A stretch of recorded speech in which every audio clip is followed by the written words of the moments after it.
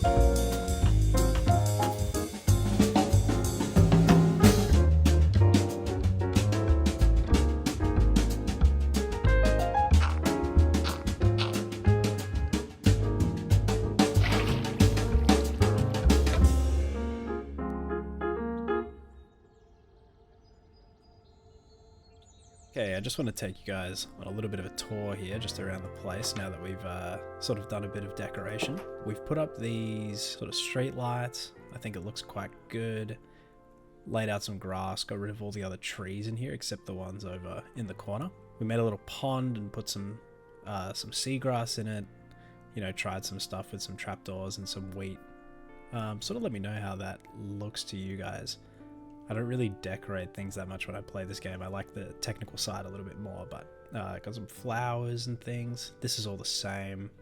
We've got our tree farm, which look is sort of hard to decorate just because it's just floor and outline. So I think it looks pretty good. And then this here is just the design of the mob farm here. So we've got just a few things just to make it look a little bit more presentable, as well as, you know, having all the mobs here. So you can see how well our mob farm is actually running. There's like so many in here. How many? 60 mobs in here right now. Absolutely churning through stone swords, trying to keep up with killing them all. But eventually we get there, and I suppose bones are probably the most important drops that we can get from this, but there is a few witches that might spawn here as well that we might be able to get some good drops from. Now, I haven't really looked at what the table is, to be honest, of what we can get from witches to see if anything would be useful. But getting some potions and stuff might actually be pretty good. Alright, there we go. All dead. And then we use our button here and collect all the drops. Yeah, very, very, very happy with how this works. Very, very happy. That's sort of what we've got at the base now. Now I just want to work on building a wheat farm for the chunk, because we got rid of our one up here. So let's get on to that. There might be a few sort of tricky redstone challenges and some fun stuff that we're going to have to try out, and we'll give it a go and see how it goes.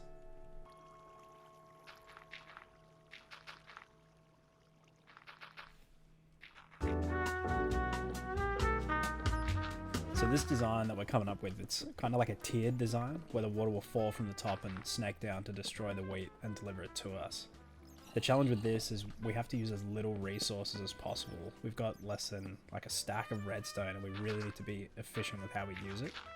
As well as that, we don't really have the luxury of space, so we're really trying to compact the farm vertically as much as possible. I wanted to make it a bit more compact, but I just don't know how sort of sustainable making it compact is, because if I sort of bring this down, this is ideally how I'd want to do it, just so we can fit as many layers as we possibly can in the one room. I can't think of a way to be able to harvest them efficiently, because if you're up on, I suppose up on one block, it actually isn't that bad. So we do slabs across here, for example. Oh yeah, that's okay. You can still reach that actually. Now what becomes tricky though is getting the slabs, because you can't harvest them from here. Interesting. Well, do we then just go back on top like the first level so you can go under? Oh no, because then you can't harvest them here. And doing the design like this as well also sort of begs the question as to where I put the light, because the wheat needs some torches to grow, obviously, so I think it just has to be a 2-block gap. I can't see any way of doing it that'll be consistent without it being a 2-block gap.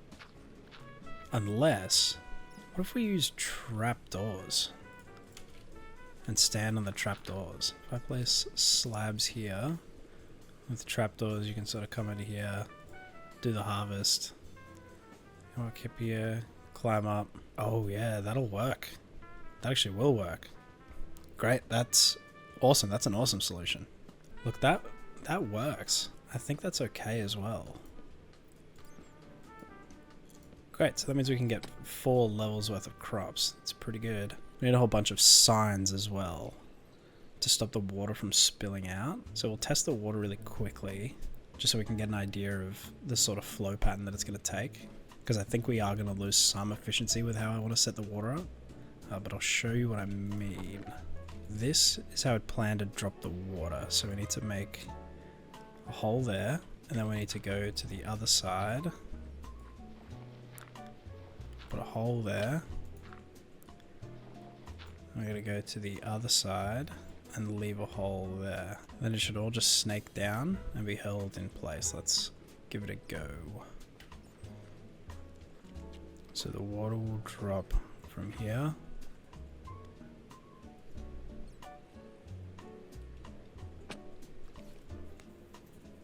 Nice.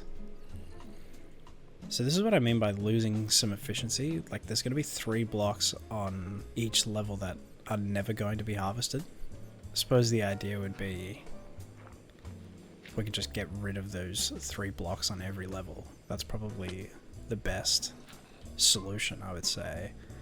Just so the drops can also drop to the next level and they don't get stuck. So all the drops are being put out on the platforms, which is okay because we'll need to come up here to replant them anyway. So I don't see that as an issue, actually. And plus the water will only be releasing for like a second anyway. Pretty much just like this system down here. Just like this, it'll just release for a second anyway, just to send all the drops flying. Next thing to think about is trying to hide some lighting somehow. So I think what we should do is behind each level on the top here, we should be able to place... that's right, it's on the barrier, isn't it? Because I was thinking that you could definitely hide some lighting behind trapdoors. Like, you could do something like that, and then... like that, but in line with these blocks. But because it's on the barrier, that's going to be a bit of an issue, because the water won't go around these. And what we ended up doing was putting 3 torches in the back, just sort of separating them by just 1 block, and then setting up the trapdoors in a sort of 3-way configuration, just so the water can pass by them and the light gets through. Pretty simple. And then the water will be sitting in these pockets here to be able to hydrate the dirt. So this should work really, really well. And then all I need to do is just set up a piston that'll drop some water from up here, and we'll pretty much have a working farm.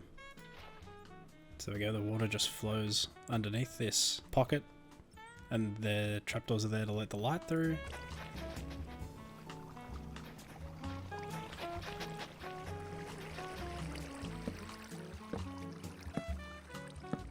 Alright, now just around the redstone for the piston. There was a few little problems that I had to fix, like the water wasn't flowing right and things like that, but I should have all of that fixed now, and I just need to put the redstone in. So the water will be held up here, and it'll be held behind this piston right here. I tried so many ways to run this redstone so the button could still be on the bottom. So that block needs to be here with a redstone torch in the mob farm.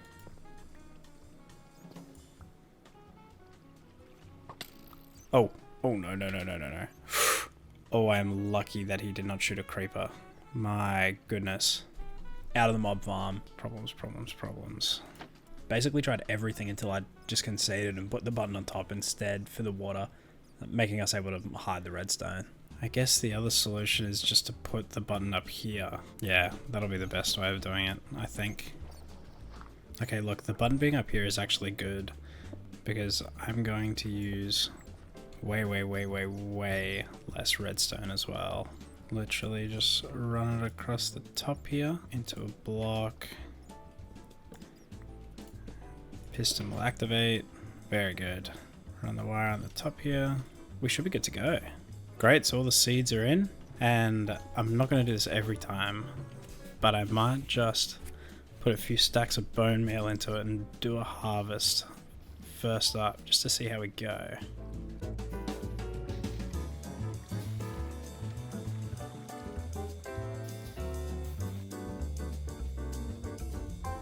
Alright, everything's bone mealed and we're ready for the maiden harvest.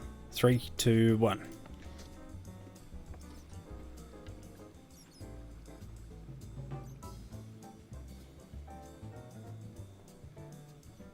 Oh, that's perfect. Look at that. How cool is that?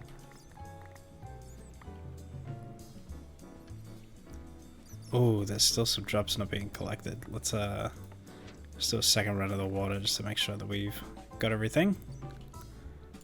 And then we can start planting again. Oh great, there we go. From the first harvest there was a stack and a half of wheat. Wow, we're never going to get through that. Let's make that all into bread. Thanks everyone for watching. We did actually manage to get quite a lot done today.